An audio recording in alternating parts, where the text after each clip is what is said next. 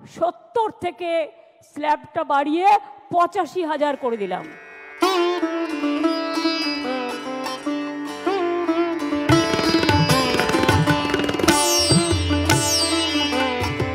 বাঙালির দুর্গোৎসব এখন বিশ্বজনীন রূপ পেয়েছে। ইউনেস্কোর স্বীকৃতি মেলার পর সারা বিশ্বের মানুষ এখন বাংলার সাংস্কৃতিক মেলবন্ধনের উৎসবে সামিল হতে আসেন। উৎসবের হাত ধরে বাণিজ্য ও অর্থনীতির আশাতীত বিকাশ হচ্ছে। তাই সেই সর্বজনীন উৎসবের সর্বাঙ্গ সুন্দর আয়োজন নিশ্চিত করতে মুখ্যমন্ত্রী মমতা বন্দ্যোপাধ্যায় বড় ঘোষণা করলেন। মঙ্গলবার নেতাজি ইন্ডোর স্টেডিয়ামে আয়োজিত সভায় মুখ্যমন্ত্রী ঘোষণা করেন, ক্লাব বা পুজো উদ্যোক্তাদের 70,000-এর জায়গায় দেওয়া হবে 85,000 টাকা। এবছর 43,000-এরও বেশি পুজো কমিটিকে 85,000 টাকা করে দেওয়া হবে বলে মঙ্গলবার ঘোষণা করেন মুখ্যমন্ত্রী। শুধু তাই নয়, আগামী বছর এই অনুদান আরও বৃদ্ধি পাবে বলেও জানিয়ে দেন তিনি। আলোকের ঝর্ণাধারায় বঙ্গ উৎসবকে ভরিয়ে তুলতে বিদ্যুতের বিলে ছাড় বৃদ্ধির কথাও ঘোষণা করেছেন মমতা বন্দ্যোপাধ্যায়। পুজো কমিটিগুলিকে বিদ্যুতের মাশুলেও 75% ছাড় দেওয়ার জন্য সিএসসি এবং রাজ্য বিদ্যুৎ বন্টন পর্ষদকে বলেছেন মুখ্যমন্ত্রী।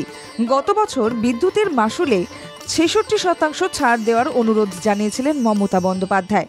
তার আগের বছর 60% ছাড় দেওয়া হয়েছিল। বিদ্যুতের ছাড় আগের বারে ছিল 2/3 মানে 66%, কিন্তু এবার আমি সিএসসির সাথে কথা বলেছি এবং পাওয়ার ডিপার্টমেন্টের শান্তনু অরূপের সাথেও কথা বলেছি। আমি বলেছি 66% হবে না, 75% ছাড় করো, কারণ বিদ্যুতের দামটা একটু বেশি করে দিয়েছে। ফোরাম ফর দুর্গোৎসব সংগঠনের প্রতিনিধিদের সঙ্গে শারদোৎসব নিয়ে বৈঠক করেন মুখ্যমন্ত্রী। ভিডিও কনফারেন্সে যোগ দেন জেলা পুজো কমিটিগুলির প্রতিনিধিও। উল্লেখ্য, এবার 9 অক্টোবর পুজোর বোধন, তাই 15ই অক্টোবর কলকাতায় পুজো কার্নিভালের আয়োজন করার কথা ঘোষণা করেছেন মমতা বন্দ্যোপাধ্যায়। পুজো সমন্বয় কমিটির সঙ্গে কোঅর্ডিনেশন বজায় রাখার ওপরও গুরুত্ব দেন মমতা বন্দ্যোপাধ্যায়। এই বিষয়ে তিনি ঘোষণা করেন, পুলিশ কন্ট্রোল রুম, রাজ্য ও জেলা কন্ট্রোল রুম 24 ঘন্টাই খোলা থাকবে। অনেক বেশি ভলেন্টিয়ার রাখতে হবে। পুজো কমিটির কাছে মুখ্যমন্ত্রী আবেদন করেন, ভিড় এড়াতে এন্ট্রি এবং এক্সিট গেট রাখার ব্যবস্থা করুন। একই সঙ্গে প্রতিটা মণ্ডপে আগুন নিয়ন্ত্রণের ব্যবস্থা রাখারও নির্দেশ দিয়েছেন মুখ্যমন্ত্রী মমতা বন্দ্যোপাধ্যায়।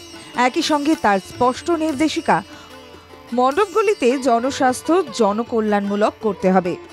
ক্যামেরায় সৌমেন ঘোষালের সঙ্গে বিকাশ ঘোষের রিপোর্ট, বাংলা জাগো।